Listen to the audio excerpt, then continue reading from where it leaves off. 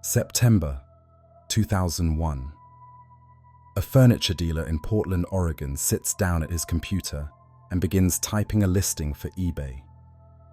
He's sold hundreds of items this way: chairs, tables, cabinets, the ordinary inventory of someone who buys old furniture at estate sales and resells it at a modest profit.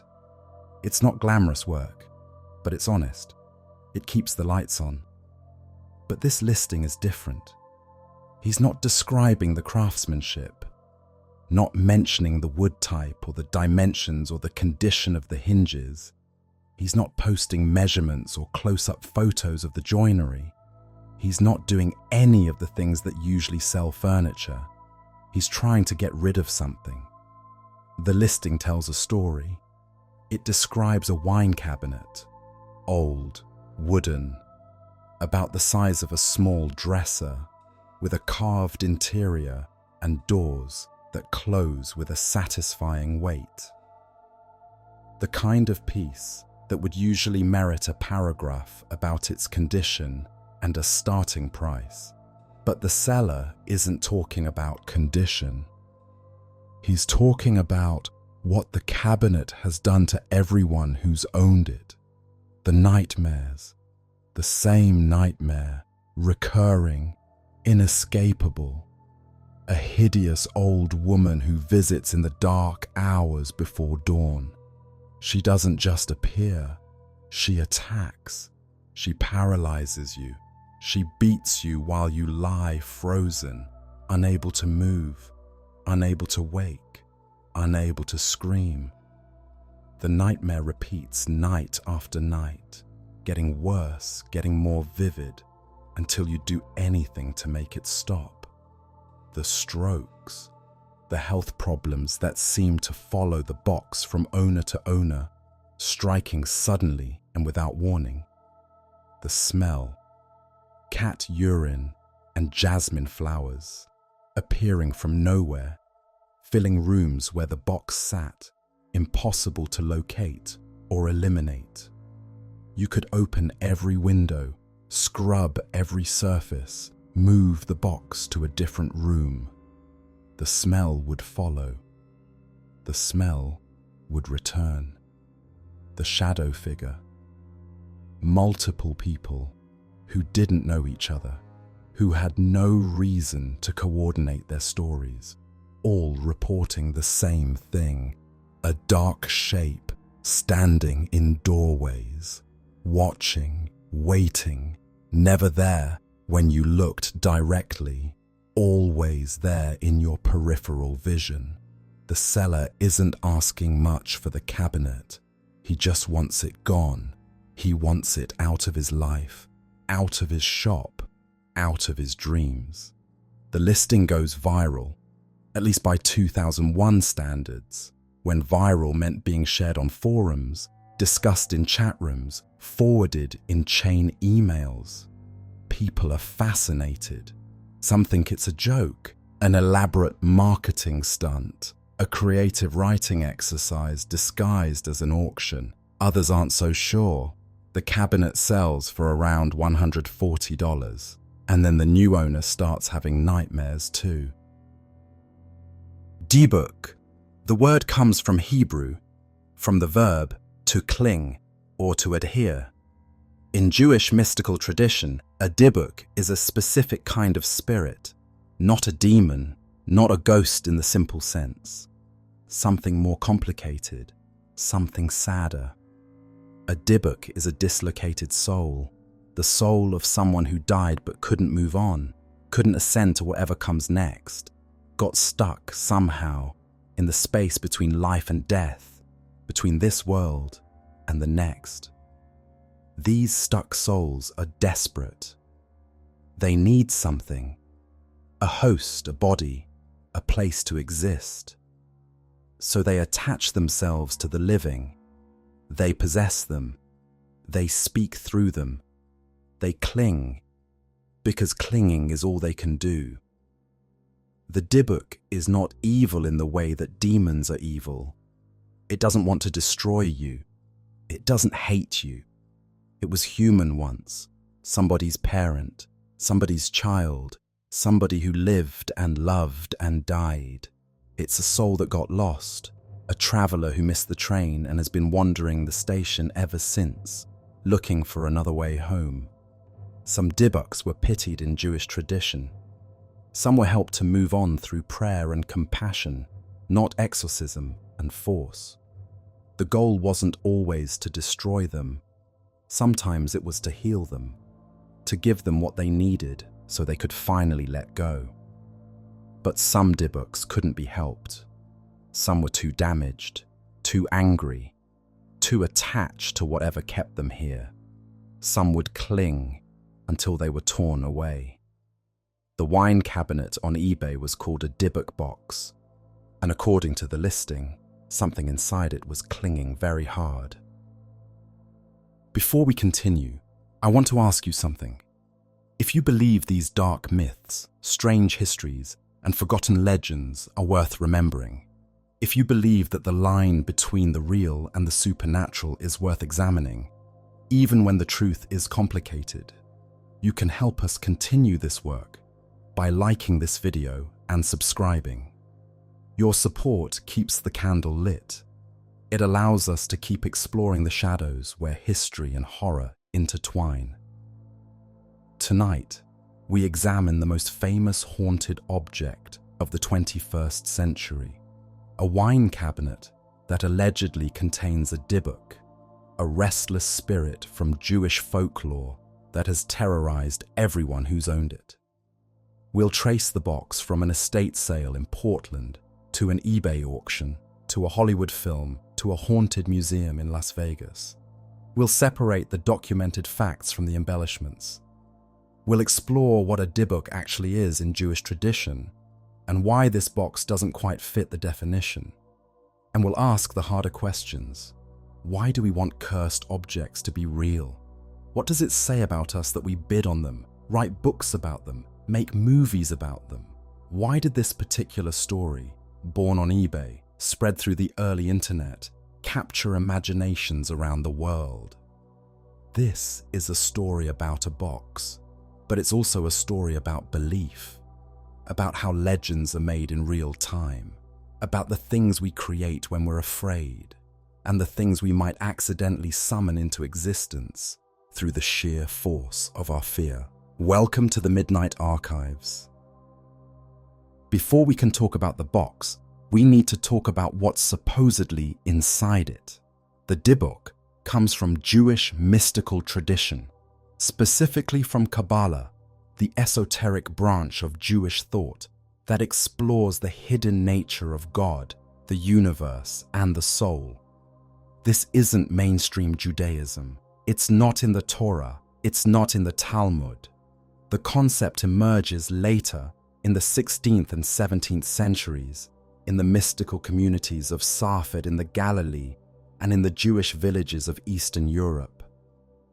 The Kabbalists had elaborate theories about the soul, its structure, its journey, its ultimate fate. They believed the soul had multiple parts. They believed in reincarnation, in souls returning to complete unfinished business or to repair spiritual damage from past lives. And they believed that some souls, after death, cannot ascend. These are souls that sinned too greatly, souls that committed acts so terrible that they're barred from the upper realms, or souls that have unfinished business so urgent that they cannot rest, or souls that died suddenly, violently, without warning, torn from their bodies before they could prepare, before they could make peace with God, before the proper prayers could be said. These souls become trapped, caught between worlds, unable to move forward, unable to go back, desperate for any kind of existence they can cling to. They become Dybbuks. A Dybbuk seeks refuge in a living body. It enters through moments of weakness, emotional vulnerability, grief, rage, despair, spiritual crisis, doubt, abandonment of faith, moral lapse. Sin creates an opening, a crack in the soul's defenses through which something else can slip. Once inside, the Dybbuk doesn't just haunt, it possesses. The host's personality changes. They speak in voices that aren't their own. They know things they shouldn't know, secrets, languages, information that belongs to the dead person whose soul now shares their body. They may display physical symptoms, convulsions, paralysis, strange contortions. But here's what makes Dybbuk possession different from the demonic possession of Christian tradition. The Dybbuk identifies itself. It speaks. It explains who it was when it was alive. It describes how it died. It tells the living what it needs, what wrong must be righted, what prayer must be said, what task must be completed before it can move on. This is because the Dybbuk isn't a monster. It's a person, a trapped, desperate, suffering person who happens to be dead. Jewish communities took Dybbuk possession seriously. There were rabbis who specialized in diagnosing and treating it. There were rituals for expulsion. Not quite exorcisms in the Catholic sense, but procedures for convincing or compelling the Dybbuk to leave. There were documented cases, or at least cases that communities at the time believed were genuine, and documented accordingly. The Dybbuk was real to them, as real as any other spiritual phenomenon, a hazard of the invisible world that occasionally intruded into the visible one. This distinction is crucial, and it's often lost in modern retellings. A Dybbuk is not a demon. Demons, in most religious traditions, are fundamentally evil. They were never human. They exist to corrupt, to destroy, to drag souls to hell. When a demon possesses you, it's an attack, an invasion by a hostile force that wants to damn you. A Dybbuk was human once. It lived. It had a family, a community, a life. It experienced joy and sorrow and fear and hope. And then it died wrong, died badly, died with something unresolved, died in a way that prevented its soul from moving on. The Dybbuk doesn't want to damn you. It wants to exist. It clings to you because the alternative is oblivion. It's not malicious by nature. It's desperate, terrified, alone. This makes Dybbuk possession more tragic than demonic possession. You're not fighting pure evil. You're fighting someone's lost grandmother, someone's murdered child, someone who suffered and died and can't find rest. Some Dybbuks in Jewish folklore were treated with compassion. The living would try to help them, to pray for them, to complete their unfinished business, to give them what they needed so they could finally move on. The goal wasn't always destruction. Sometimes it was healing. Not all Dybbuks could be helped, of course. Some were too far gone, too damaged, too attached to their hosts. Some had to be torn away by force. But even then, there was a recognition that this was a tragedy, not a victory. A soul that couldn't be saved was a soul lost forever. Now we come to a theological issue that rarely gets discussed in the Dybbuk box stories. In traditional Jewish understanding, Dybbuks possess people. They need a living host, a body with a soul, something they can cling to, merge with, inhabit. The whole point of Dybbuk possession is that the dead soul is trying to continue existing by attaching to a living soul. A wine cabinet doesn't have a soul. It's wood and metal and glass. It's an object, not a being. There's nothing for a Dybbuk to cling to, nothing to possess. A Dybbuk in a box is like a parasite without a host. It doesn't make sense within the traditional framework.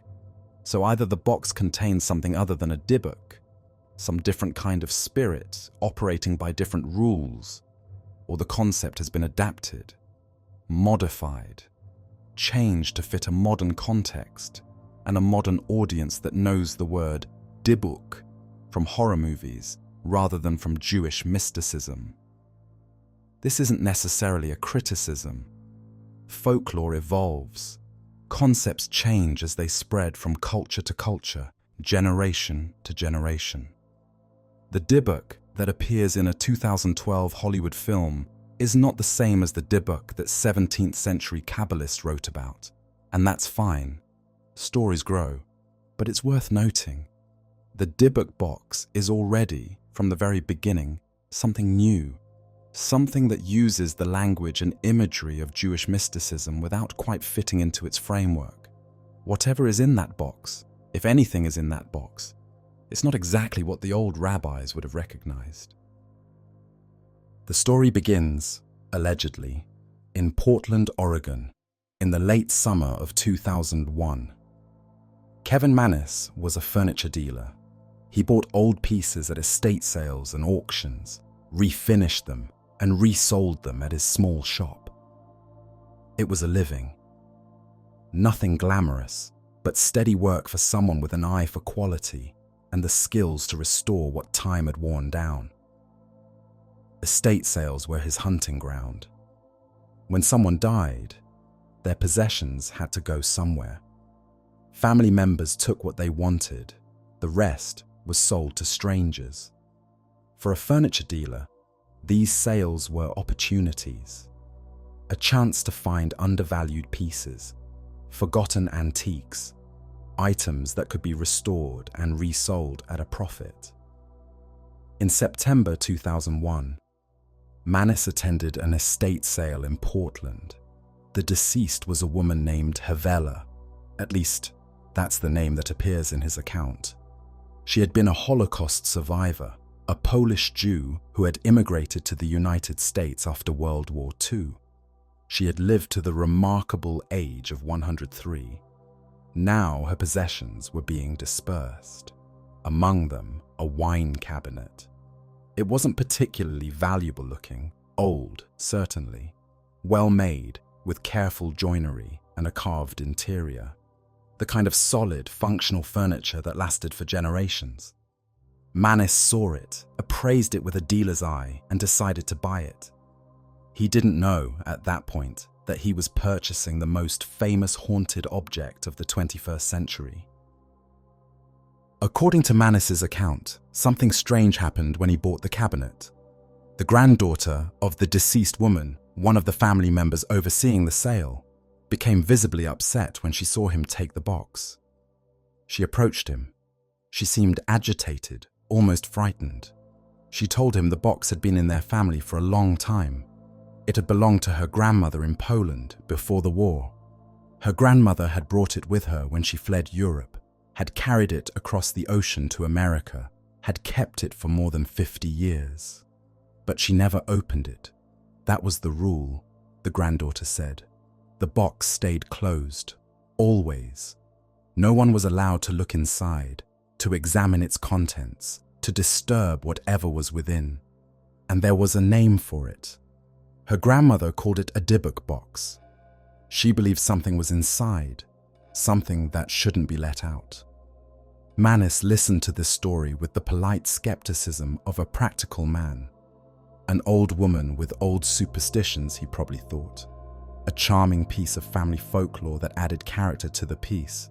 He bought the box anyway. It was good furniture, whatever stories came attached to it. He loaded it into his vehicle and drove it back to his shop. He didn't know he'd just bought the next decade of his life. The strangeness started almost immediately. Mannis brought the cabinet to his furniture shop and left it in the basement workshop while he went to run errands. His employee, a young woman who helped him with the business, was working downstairs. When he returned, she was outside, crying, refusing to go back in. She told him the lights had gone out. Not a power failure. The rest of the building was fine, but the basement lights specifically had died. In the darkness, she'd heard sounds, felt something wrong, A presence, she said. Something that shouldn't have been there. She quit that day, wouldn't return to the shop, wouldn't explain further, just left, and Mannis never saw her again. He went down to the basement himself. The lights worked fine. They turned on the moment he flipped the switch. Nothing was disturbed. Nothing was broken. But there was a smell. That smell would become one of the signature phenomena of the Dybbuk box. Cat urine and jasmine flowers. A nauseating combination. Something foul underneath something sweet. It filled the basement. It seemed to emanate from the cabinet itself, though when Mannis opened the box and sniffed inside, he couldn't locate the source. The smell would follow the box everywhere it went. Every owner would report it. It would appear suddenly, fill a room, and then vanish. It couldn't be cleaned away or covered up. It came when it came. Mannis tried to dismiss it. Old furniture sometimes smelled strange. Cats might have gotten into the shop at some point. There had to be an explanation, but the smell kept coming back. And then the other things started. Mannis decided to give the wine cabinet to his mother as a birthday present. She collected interesting pieces. She'd appreciate the craftsmanship, the history, the story of the Holocaust survivor that Mannis still thought of as charming folklore. He refinished it, made it beautiful, and presented it to her on her birthday. She opened it. That same day, October 28th, 2001, according to Mannis's account, she suffered a stroke. She was found on the floor of her home, unable to move, unable to speak. She was rushed to the hospital. She survived, but the damage was significant. It took weeks before she could communicate at all. When she finally recovered enough to express herself, she couldn't form words. She had to spell things out, letter by letter, using a system her family devised. The first thing she spelled was HATEGIFT.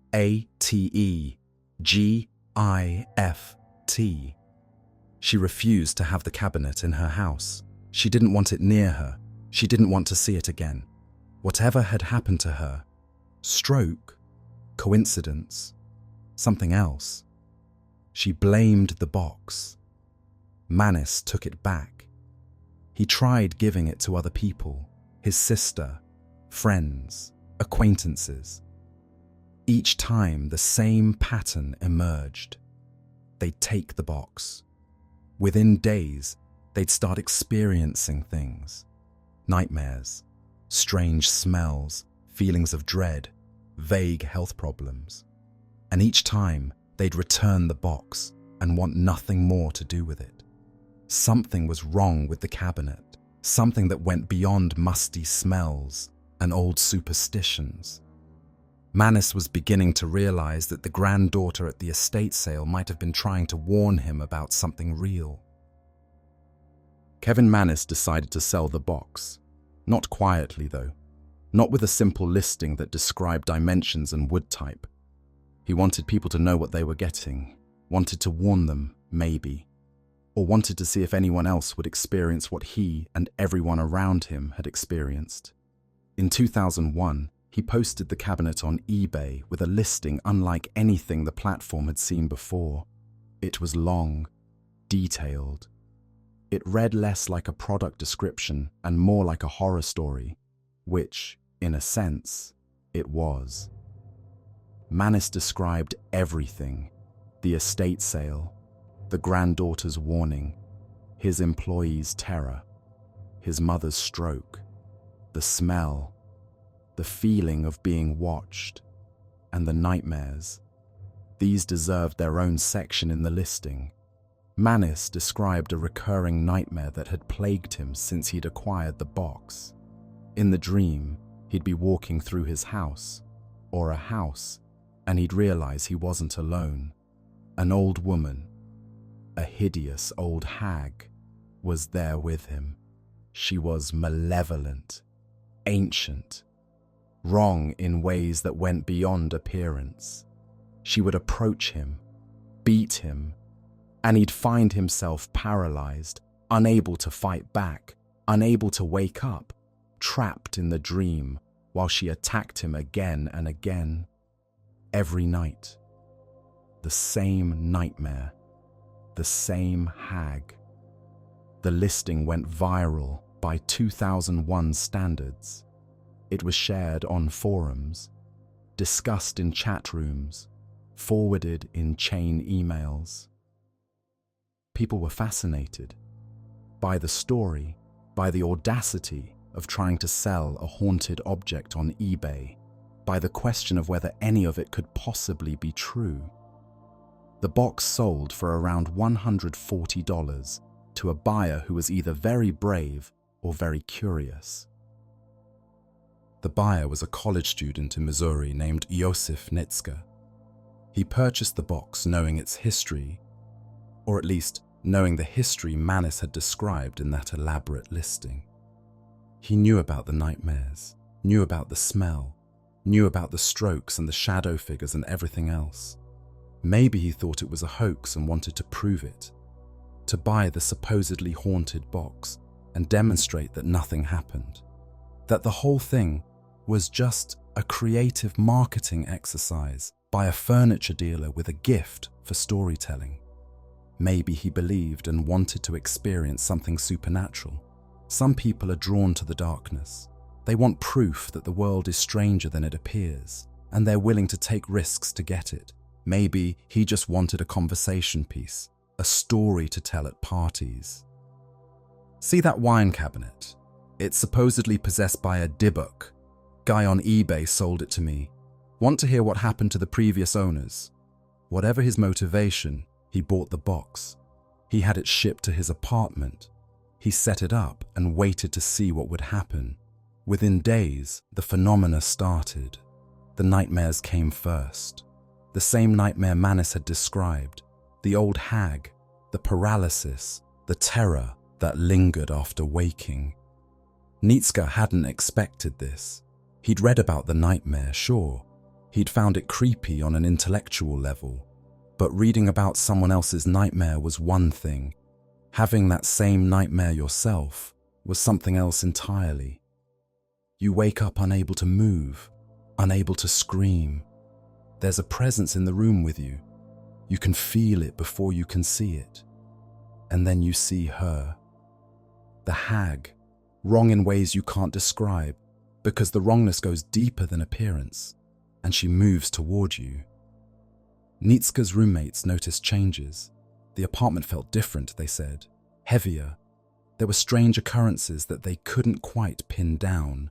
Objects moved, noises without sources, a feeling of being watched. The smell, cat urine and jasmine, appearing suddenly, filling the room, and then vanishing just as quickly. Nitzka lasted less than a week.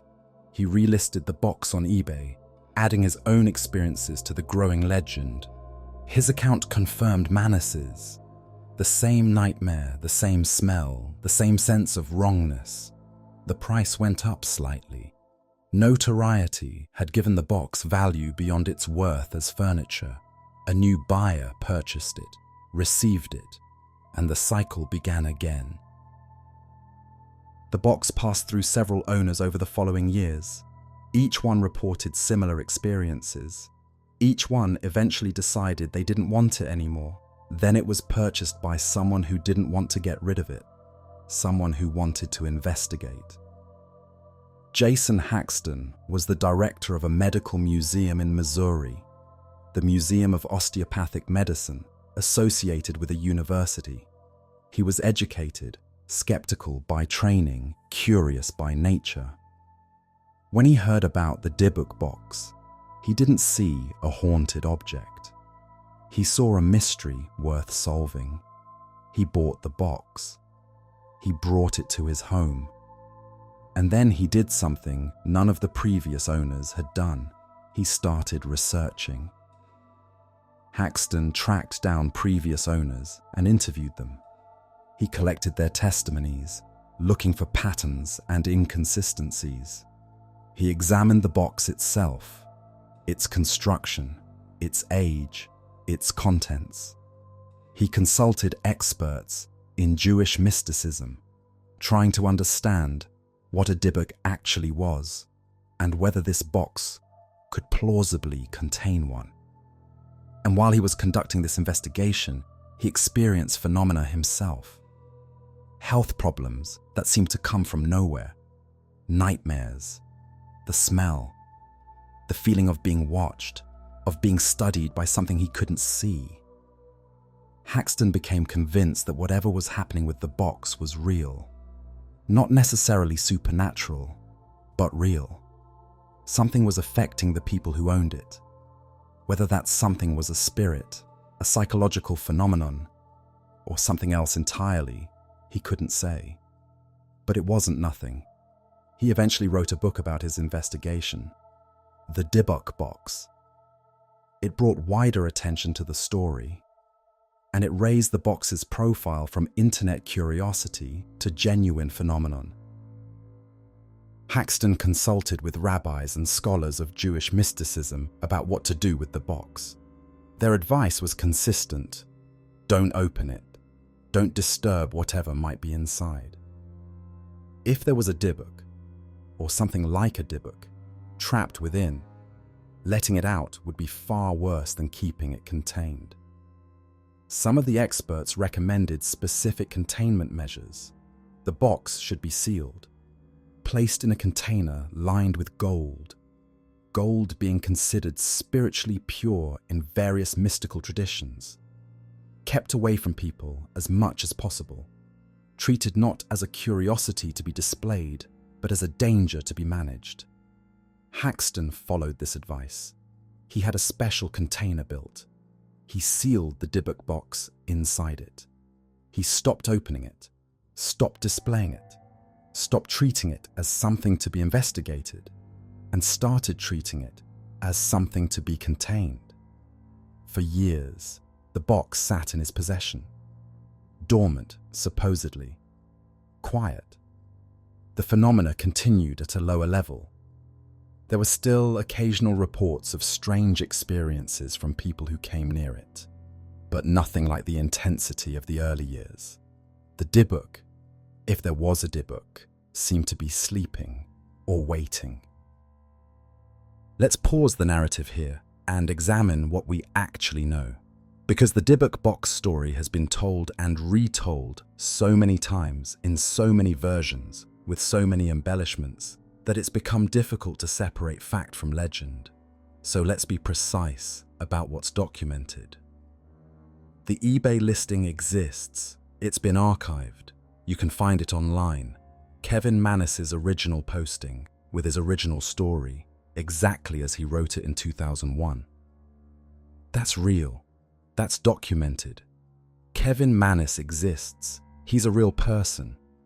He did own a furniture shop in Portland. He did sell a wine cabinet on eBay with an elaborate backstory about hauntings and nightmares. That's not disputed. Multiple people claim to have experienced strange phenomena after owning the box. Iosif Nietzsche, Jason Haxton, others whose names appear in various accounts. They've given interviews. They've described their experiences.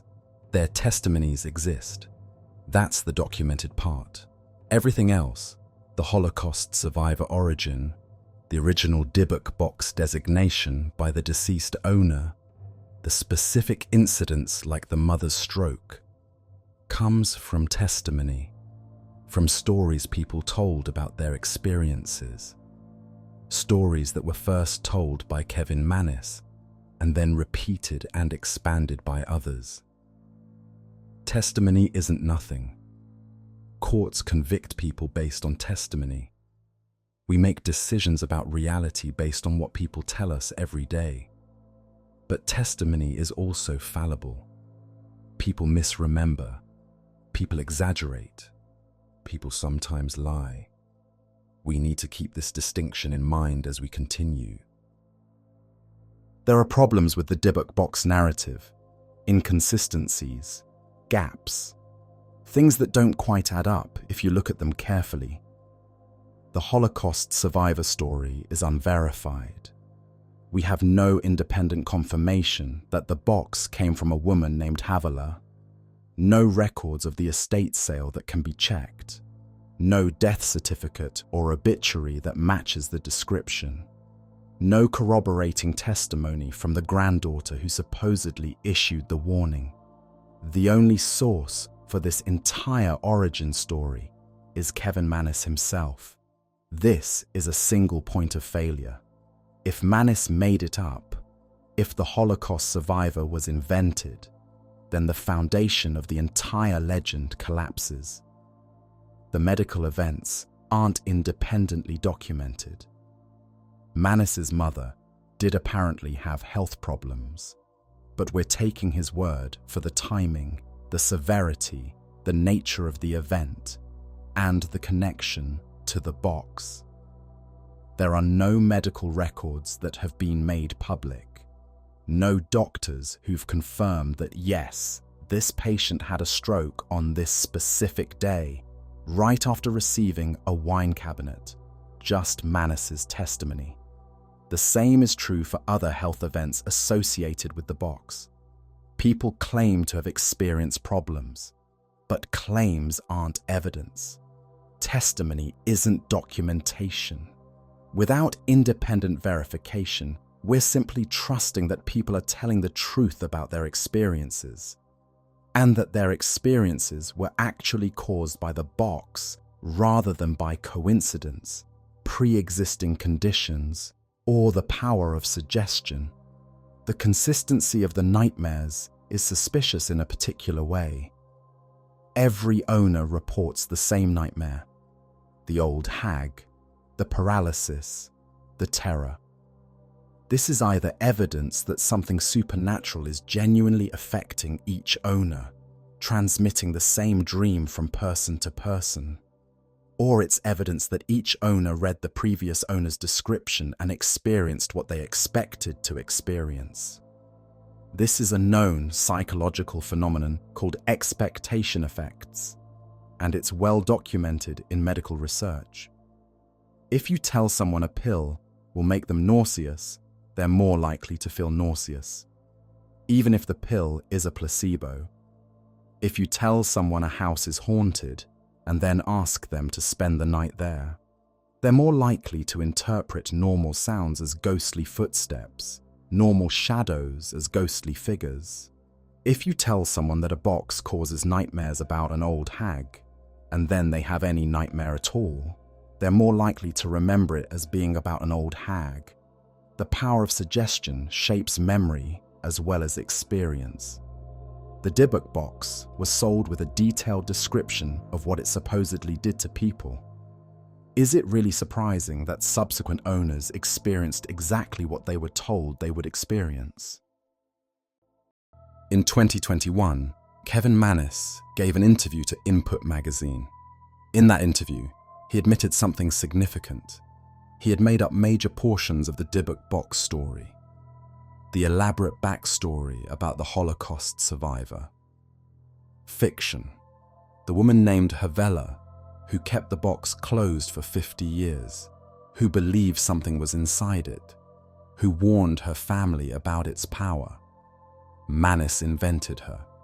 He wrote the story as a creative exercise, a way to make his eBay listing more interesting, more compelling, more likely to attract attention. He was a furniture dealer trying to sell a cabinet, and he discovered that a haunted cabinet was worth more than an ordinary one. The box was real. He really did buy it at an estate sale. Some strange experiences may have been real. He's been less clear about which parts of his own story were genuine and which were embellished. But the origin story, the part that gave the box its power, its meaning, its connection to historical trauma and Jewish mysticism, was invented, made up, a fiction presented as fact. This admission should have killed the Dybbuk box legend. The whole story rests on the origin. Without the Holocaust survivor, Without the Dybbuk designation, without the decades of family lore about keeping the box closed. It's just a wine cabinet, an old piece of furniture that a creative seller dressed up with an interesting story. But the legend didn't die. The box is still famous, still discussed, still displayed in a museum where thousands of visitors come to see it every year. Still treated as one of the most haunted objects in the world. The revelation that the origin was fabricated has barely made a dent in its reputation. Why? Because by the time Mannis admitted the fiction, the story had taken on a life of its own. It had been repeated so many times, by so many people, in so many articles and documentaries and forum posts, that it had become true in the way that myths are true. The legend had escaped its creator. This is how folklore works. Someone tells a story. The story spreads. It gets embellished, adapted, improved. Other people add their own experiences. The original source becomes less important than the collective belief. And eventually, the story becomes true, not because it happened, but because enough people believe it did. The Dybbuk box is a piece of modern folklore created in real time, and we got to watch it happen. Why are we drawn to cursed objects, haunted dolls, possessed paintings, demonic jewelry, chairs that kill everyone who sits in them, mirrors that show things that aren't there? There's an entire genre of horror devoted to things. Ordinary objects that carry extraordinary evil within them. From the Hope Diamond to Annabelle to the countless cursed items that populate horror movies and ghost hunting shows. The appeal isn't hard to understand. A cursed object makes the supernatural tangible. Ghosts are ephemeral. They appear and disappear. They're glimpsed in peripheral vision, captured in blurry photographs, described in contradictory testimonies. You can never quite prove a ghost exists, because ghosts don't leave evidence behind. They're there and then they're gone. But an object remains. You can touch it, photograph it from multiple angles, put it in a museum behind glass, sell it on eBay, take it to a laboratory and run tests on it. The object persists. It doesn't vanish when you turn on the lights or when the skeptics arrive. This persistence creates a kind of proof, or at least it feels like proof. The Dybbuk box is real. You can go see it. You can stand in its presence and feel whatever you feel. That tangibility gives it power that stories alone can't match. We live in a skeptical age. We're trained to demand evidence, to question claims, to doubt anything we can't verify independently. We've been burned too many times by hoaxes and frauds and wishful thinking. Our default setting is disbelief. Cursed objects offer something that ghost stories can't. A physical anchor for belief. Something to gather around and contemplate. Something to point to and say, there, that's real. Whatever's happening with that box is happening to a real thing in the real world. Of course, the curse itself is still a matter of testimony. People claiming to have experienced things, which we can't verify any more than we can verify a ghost story. But the physical presence of the object creates a focal point, a location for the supernatural, a place where the invisible might become visible. That's powerful. That's why we keep coming back to cursed objects, even when we're not sure we believe in them. There's something else going on with cursed objects, something tied to how we value things in a market economy. Cursed objects can be bought and sold. They have monetary value. And in our society, we're trained to believe that price reflects worth. If something is expensive, it must be valuable. If someone paid a lot of money for it, it must be real. The Dybbuk box has sold multiple times, each sale making news. Kevin Mannis sold it for $140. Later sales went higher. Zak Bagans reportedly paid $10,000 for it. Each transaction increased the box's perceived significance. Think about what that communicates.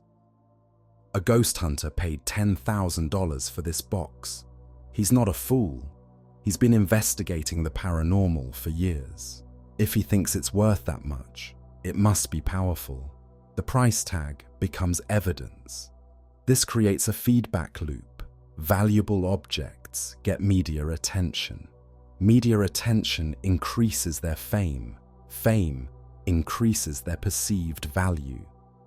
Higher perceived value justifies higher prices. Higher prices create more media attention. The Dybbuk box is worth more than most people's cars now. Not because anyone has proven it contains a spirit, but because the story around it has become so elaborate, so widely known, so thoroughly integrated into paranormal culture, that it's become a genuine artifact, a relic of belief, if not of the supernatural. Cursed objects offer something else that's psychologically satisfying: containment. The evil is in the box, the demon is in the doll, the curse is in the painting. As long as these objects are controlled, kept closed, locked away, treated with proper caution, the evil can't spread. It's trapped, limited, manageable. This is much more comforting than the alternative. If evil is everywhere, diffuse, invisible, impossible to locate or contain, how do you protect yourself? How do you even know when you're in danger? Random evil is terrifying precisely because there's nothing you can do about it.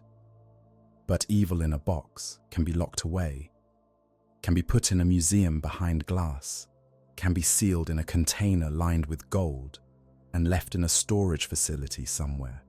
The container becomes a prison, and we become the wardens. The Dybbuk box is scary, but it's scary in a manageable way. Don't open it. Don't touch it. Stay away from it. Follow these rules, and you'll be fine. That's much easier to live with than the idea that malevolent spirits could be anywhere, attached to anything, following any rules or no rules at all. Cursed objects give us the thrill of horror with the comfort of containment. We can be afraid and feel safe at the same time. That's a powerful combination.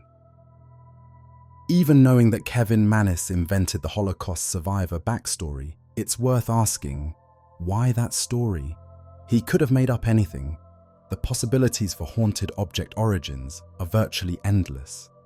An old witch who cursed the box before she died. A murder victim whose spirit was trapped inside. A Victorian séance that went wrong, binding a malevolent entity to the furniture. A cursed artifact from ancient Egypt, from medieval Europe, from anywhere. He could have connected the box to any tragedy, any historical atrocity, any source of accumulated suffering that might plausibly produce a restless spirit. But he chose the Holocaust. He invented a survivor named Havela, gave her a specific history. Polish Jew, fled Europe during the war, carried the box with her across the ocean, kept it closed for 50 years. He created a fictional character and set her life against the backdrop of one of history's darkest chapters. Why? The answer reveals something important about how modern horror works, about what gives a ghost story weight and significance, about the shortcuts we use to make audiences feel that something fictional matters. The Holocaust provides a weight of suffering that few other historical events can match. 6 million Jews murdered, systematically, industrially, with the full apparatus of a modern nation-state, turned to the purpose of annihilation. Millions of others, Roma, disabled people, political prisoners, LGBTQ individuals, killed alongside them. Entire communities erased. A civilization that had existed for centuries in Eastern Europe simply ended. The scale is incomprehensible. Not incomprehensible as a figure of speech, but literally beyond the human mind's ability to process. We can say 6 million, but we cannot actually imagine 6 million individual people with individual lives, individual hopes, individual final moments. The suffering is equally incomprehensible. The ghettos, the transports, the selections, the gas chambers, the medical experiments, the mass shootings over open pits, the death marches in the final months. Each individual horror is difficult enough to contemplate. Together, they form a darkness that the mind recoils from. For many people, the Holocaust represents the absolute worst that humanity is capable of. The industrialized, bureaucratized, systematic destruction of human beings simply for existing. The 20th century's defining atrocity. If you want your haunted object to feel genuinely dangerous, connecting it to the Holocaust borrows that historical gravity. Suddenly, the Dybbuk isn't just any restless spirit. It's a spirit from that, from the death camps, from the mass graves, from the worst thing that ever happened. The fictional Havela gave the Dybbuk box weight that no amount of creepy eBay descriptions could have provided on its own. She transformed a wine cabinet into a relic of horror. She made the box matter. But this raises serious ethical questions. Is it appropriate to use the Holocaust as set dressing for a ghost story? Mannis invented a survivor, created a fictional person who went through the camps, or at least who fled Europe during the war, and gave her a haunted box that he was trying to sell for a few $100s. He used the Holocaust to make his listing more compelling, more shareable, more valuable. The Holocaust is not a creative resource to be mined for horror content. The real suffering of real people shouldn't be repurposed for entertainment, for marketing, for eBay listings about haunted furniture. This criticism has been leveled at Mannis since his admission. The fabrication wasn't just a lie about a box. It was a lie that appropriated genuine historical trauma for personal gain. It turned real horror into fictional horror. It used dead people's suffering to sell a wine cabinet. Whether Mannis considered these implications when he wrote his listing, we can't know. Whether he regrets them now, he hasn't fully said. But the ethical problem remains, regardless of his intentions. Here's a darker thought that the fictional origin obscures. If Dybbuks are real, if the souls of those who die violently and suddenly can become trapped, unable to move on, clinging to whatever they can find, then the Holocaust would have created millions of them. Think about it.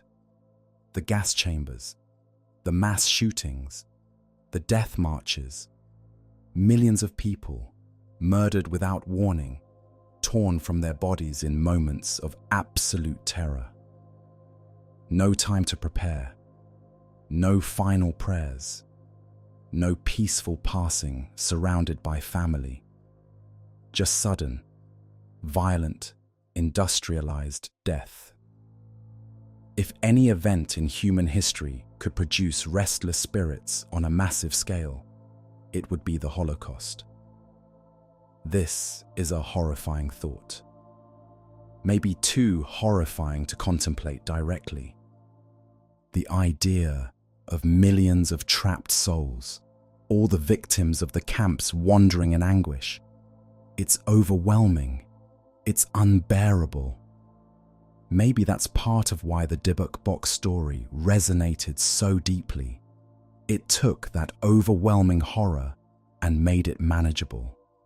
One box, one spirit, a single restless soul that could be contained, studied, even displayed in a museum.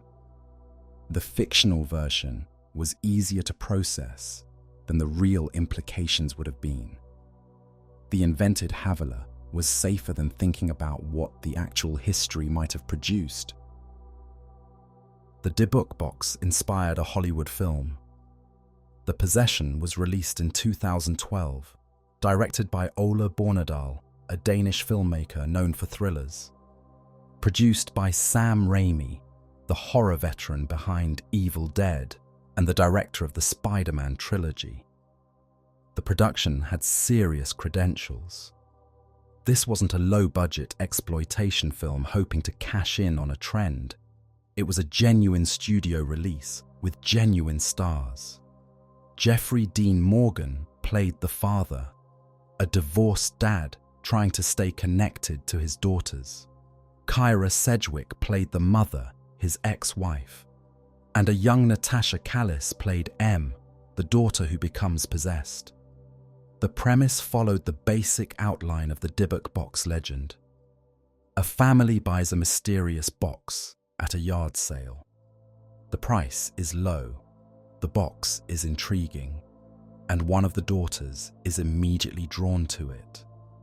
She becomes obsessed. She can't stop looking at it, touching it, talking to it. And gradually, she changes. She becomes violent, secretive. Her personality shifts in ways that can't be explained by adolescence or the stress of her parents' divorce. She speaks in voices that aren't hers. She knows things she shouldn't know. And as the father investigates the box's history, he realizes what he's dealing with. A Dybbuk, a possessing spirit from Jewish folklore. The movie was marketed heavily as based on a true story. The real Dybbuk box was mentioned in press interviews, in promotional materials, in the background information given to journalists covering the release. The connection between fiction and alleged fact was played up at every opportunity. This was smart marketing. Horror movies that claim a basis in reality tend to perform better than purely fictional ones. Audiences want to believe that what they're watching could happen, did happen, might be happening right now to someone somewhere. The Dybbuk box gave The Possession something valuable, a story that existed before the movie, that people had already heard about, that had its own documentation and testimony. The film made $49 million domestically, $82 million worldwide. Not a massive blockbuster, but a solid success for a horror film with a modest budget. The gamble of connecting to the real legend had paid off. Of course, the movie changed many details. The box in the film was more obviously sinister than the real one. It was carved with Hebrew letters, covered in mysterious symbols, visibly ancient and clearly wrong. You looked at it and knew something evil was inside.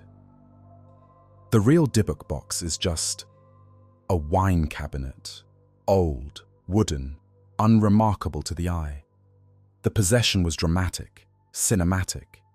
The girl levitating, speaking in tongues, contorting into impossible positions, moths appearing from nowhere, a climactic exorcism involving a Hasidic rabbi, special effects, and the full spectacle that horror movies demand.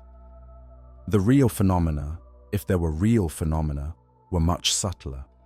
Nightmares, smells, vague feelings of dread, health problems that might have been coincidence, nothing that would work in a movie, nothing that would fill theater seats or justify a special effects budget.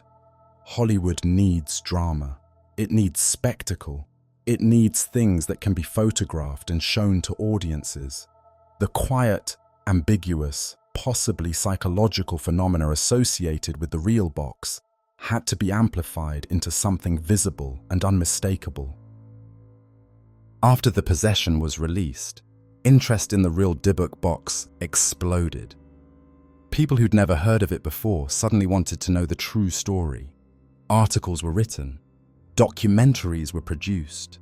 The box became more famous than it had ever been during its eBay years. And something strange happened. The movie's imagery began to contaminate people's understanding of the real object. When people talked about the Dybbuk box, they started describing it in terms borrowed from the film. They imagined Hebrew inscriptions that weren't there. They expected dramatic possession experiences like the ones on screen. The fictional box and the real box merged in the public imagination. This is how modern folklore works. A story starts somewhere, on eBay, in 2001. It spreads through the internet. It inspires a movie. The movie spreads the story further, but changes it in the process. And then the changed version feeds back into how people understand the original. The Dybbuk box of popular imagination is now a hybrid creature. Part Kevin Mannis's original listing, part subsequent owners' testimonies, part Hollywood invention. The truth, whatever that truth might be, has been layered over with fiction until they're inseparable. Of course, there were reports of strange happenings during the filming of The Possession. There always are. Lights exploding, props moving by themselves, cast and crew members feeling uneasy, having nightmares, sensing presences on set. The usual catalogue of spooky stories that accompany horror film productions. These stories are almost mandatory now. They're part of the marketing. When you make a horror movie, you're expected to report that strange things happened during filming. It suggests that the movie touched something real, that the horror wasn't just fiction, that the filmmakers inadvertently summoned something by telling their story. Did anything actually happen on the set of The Possession? Impossible to say. The reports come from people with strong incentives to exaggerate.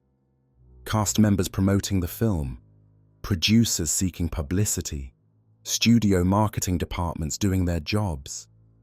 What we can say is that these stories served their purpose. They blurred the line between the movie and the legend. They made both seem more real. They added another layer to the Dybbuk box mythology, and the mythology was growing, getting bigger, becoming something that couldn't be contained by any single telling. The Dybbuk box has a home now.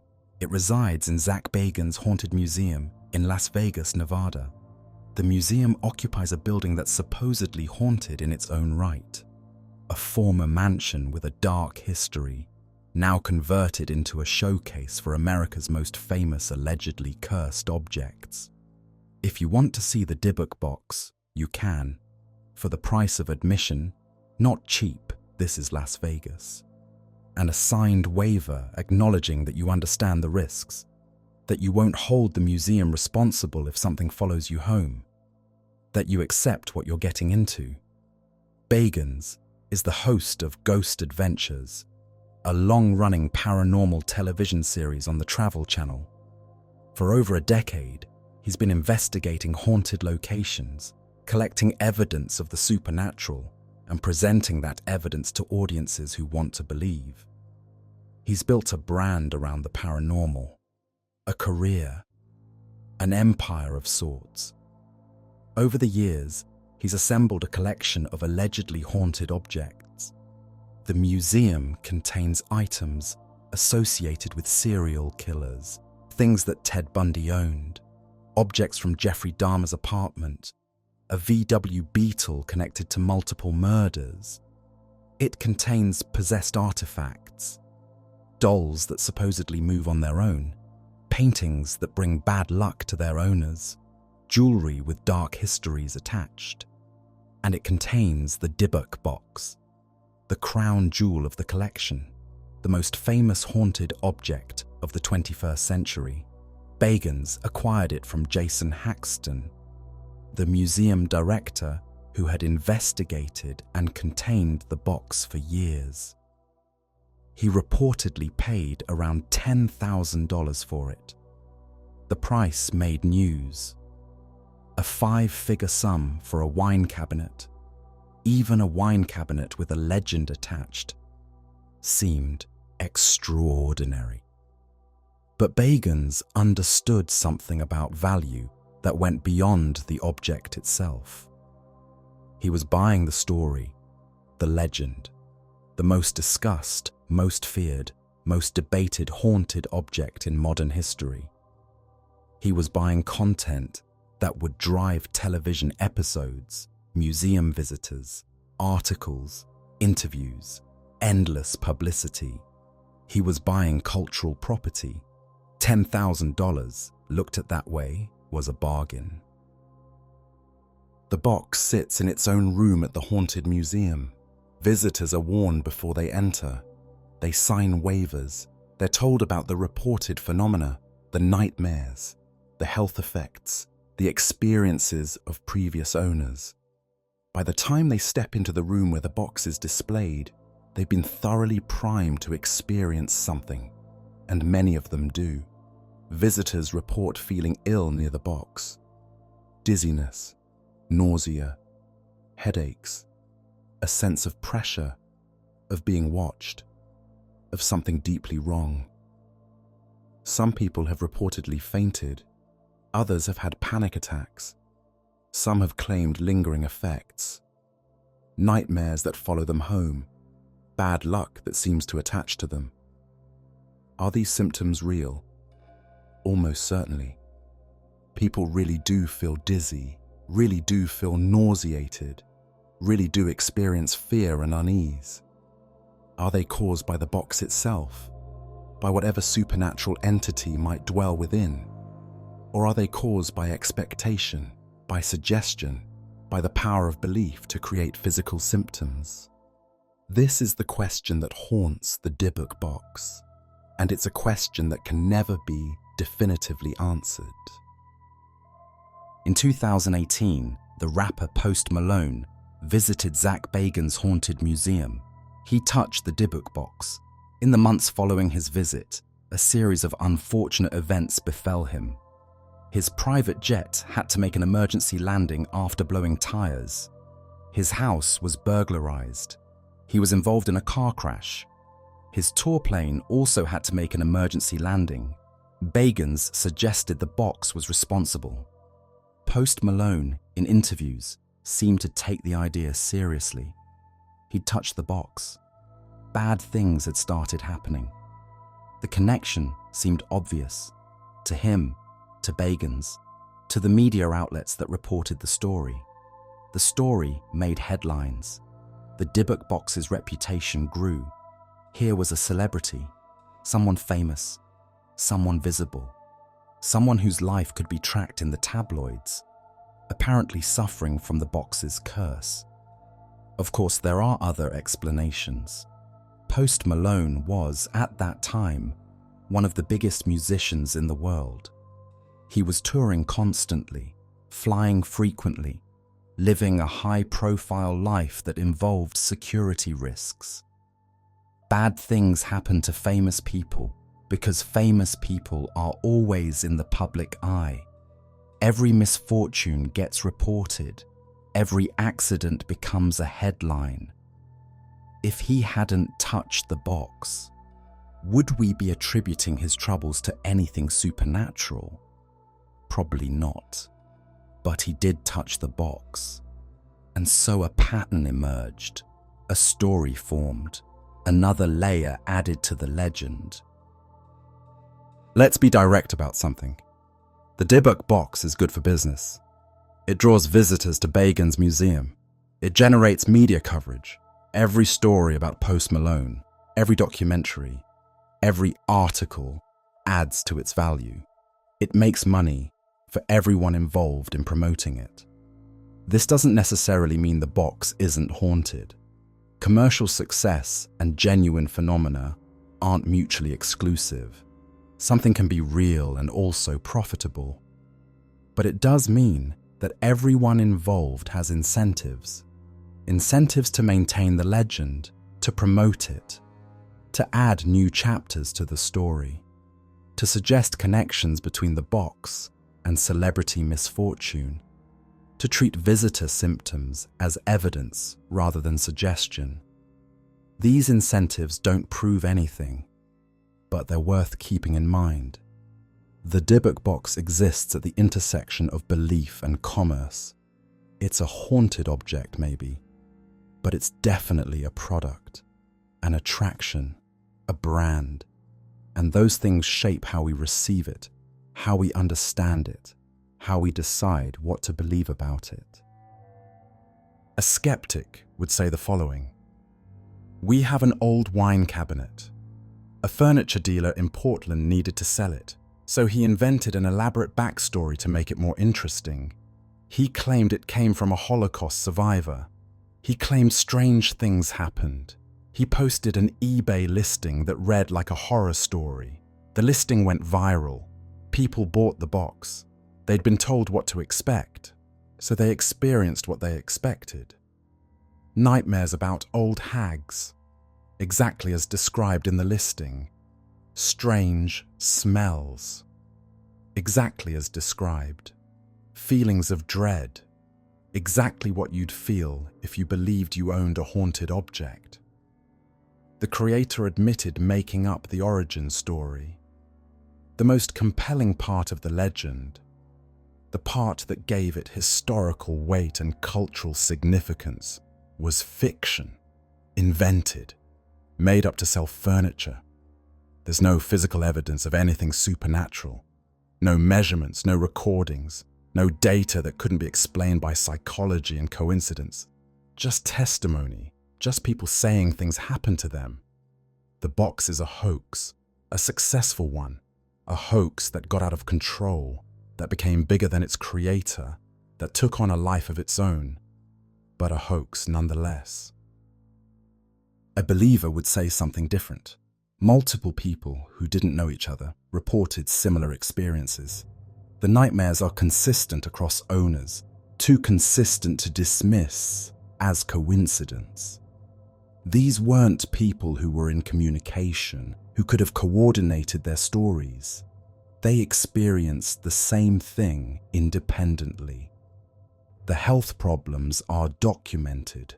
Kevin Mannis's mother really did have a stroke. Other owners really did have health issues. These aren't just feelings or impressions, they're medical events. Kevin Mannis may have invented the origin story, but that doesn't mean the box isn't haunted. Maybe he lied because the truth was too strange to tell. Maybe he picked up on something real about the object and invented a story that fit what he sensed. The fabricated backstory doesn't explain what happened to subsequent owners, people who experienced phenomena that had nothing to do with Kabbalah or the Holocaust.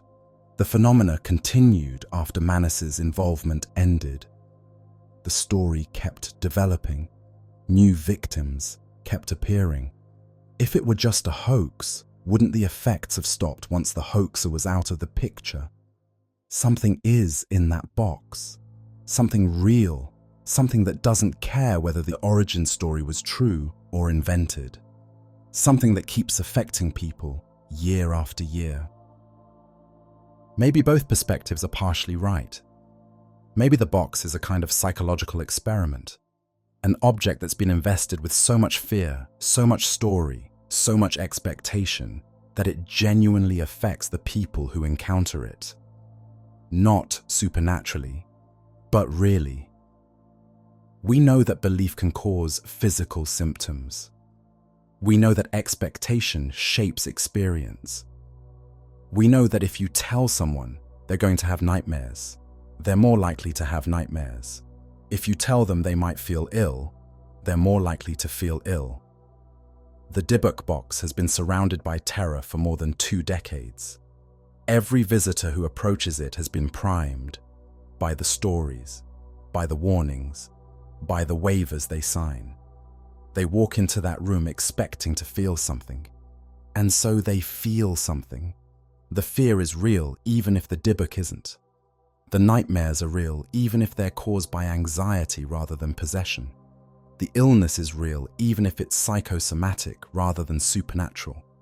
Maybe that's what the Dybbuk box really contains.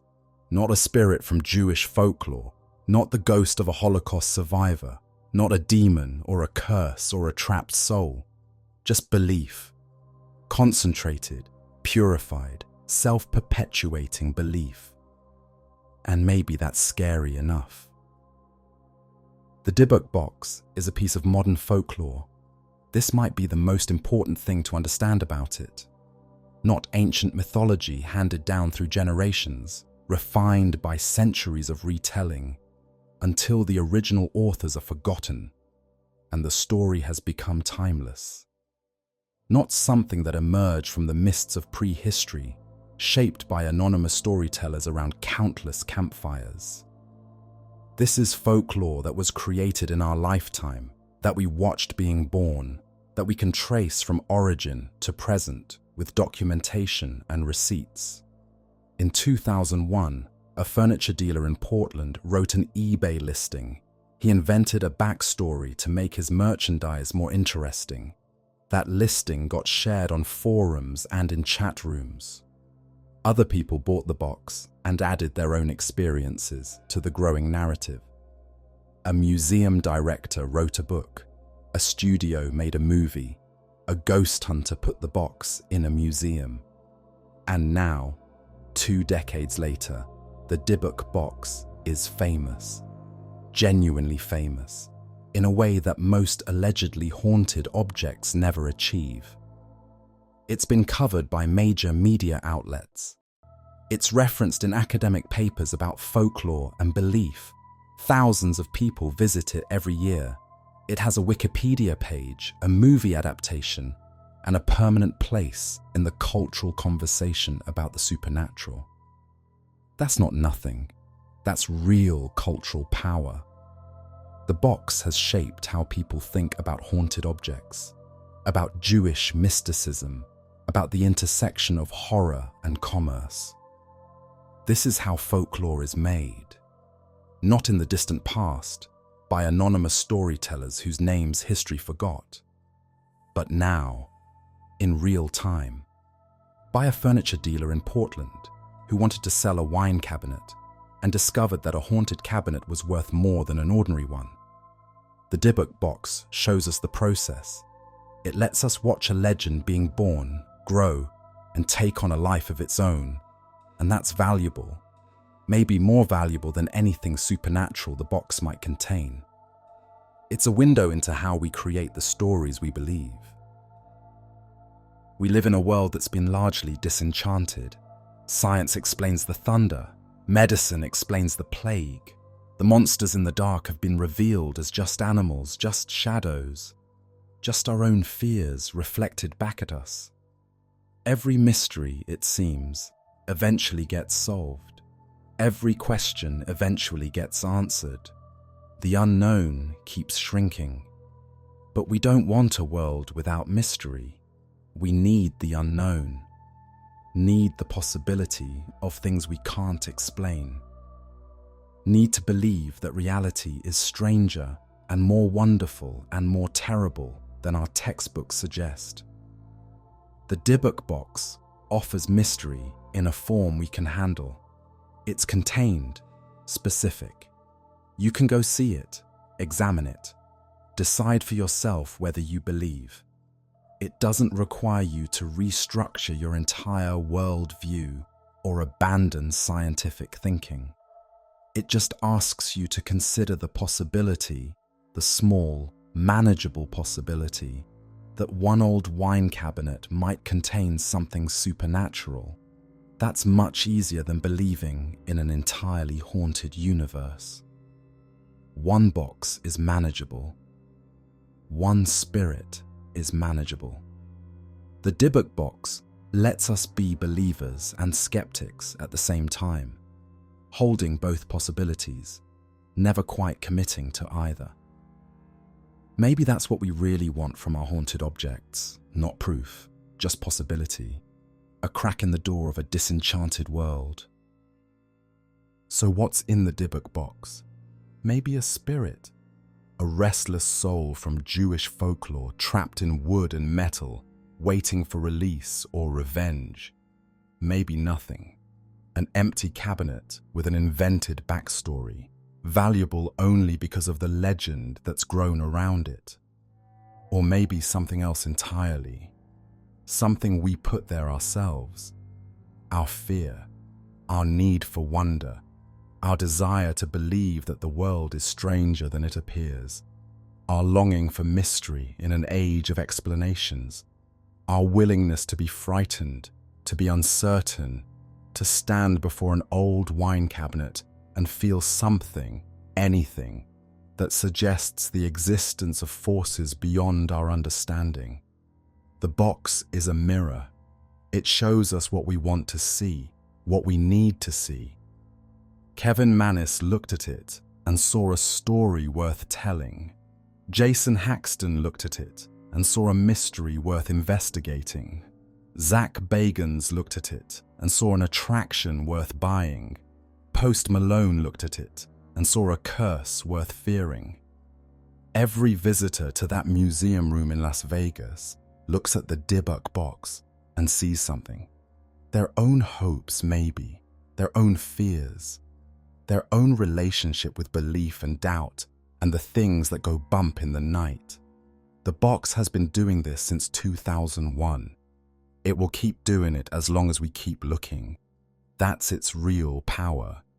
Not supernatural, not mystical, just deeply, enduringly human. Right now, at this moment, the Dybbuk box sits in a museum in Las Vegas. It's behind glass, surrounded by warnings, signs that explain its history, its reported effects, the risks of approaching it. The room is dim, atmospheric, designed by professionals who understand how to create fear. Every element is calculated to heighten your anticipation, your anxiety, your willingness to believe that you're approaching something genuinely dangerous. Some visitors approach eagerly.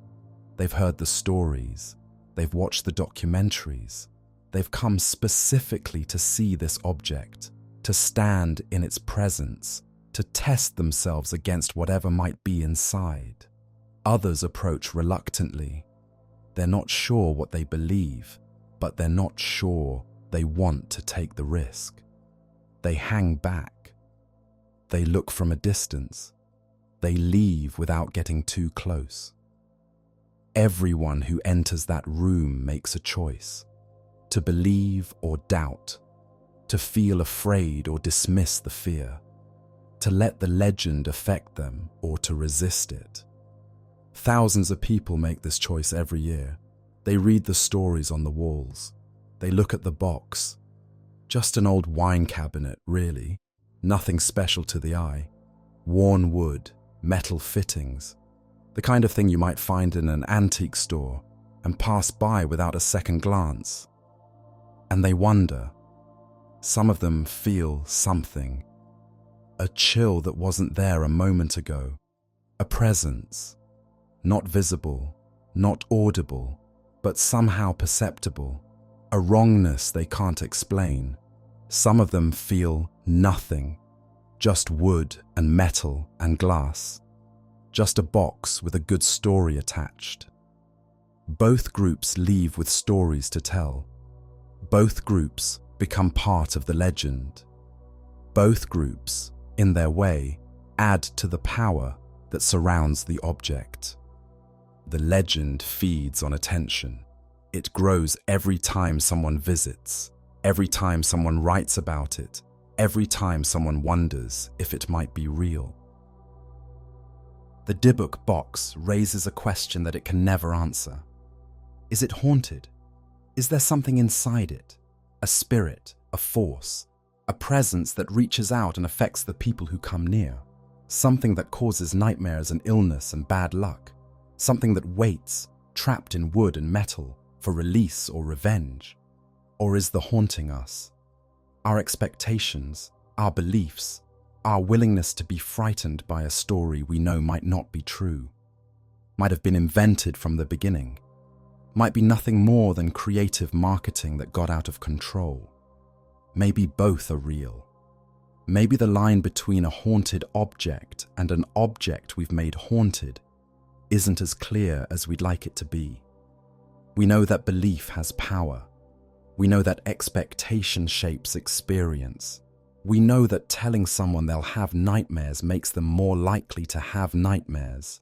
We know that groups of people can share delusions, can reinforce each other's fears, can create phenomena that seem real because everyone around them says they're real. Maybe the Dybbuk box is proof that belief is enough, that you don't need an actual spirit to create genuine effects, that the human mind, properly primed by stories and expectations and the desire to experience something supernatural, can produce all the phenomena we might attribute to ghosts. Or maybe there really is a Dybbuk in there, a trapped soul clinging to whatever it can find, reaching out to the living because it has no other choice. Maybe Kevin Mannis stumbled onto something real, and his fiction was closer to the truth than even he understood. The box offers no clear answers, just questions, just the possibility of something more. And maybe that's what we're really paying for when we visit it, when we read about it, when we watch documentaries about it. Not proof, just possibility, the chance that the world is stranger than we know, that the dead don't always stay dead, that some boxes contain things that shouldn't be let out. The Dybbuk box remains closed. It's been closed for decades now. Whatever's inside, if anything's inside, has been contained, trapped, waiting. For what? For whom? For some moment when the seal breaks, the containment fails, and whatever has been sleeping finally wakes. Or for nothing at all. The box waits. The legend grows. The question remains. Is it haunted? Are we? Until next time.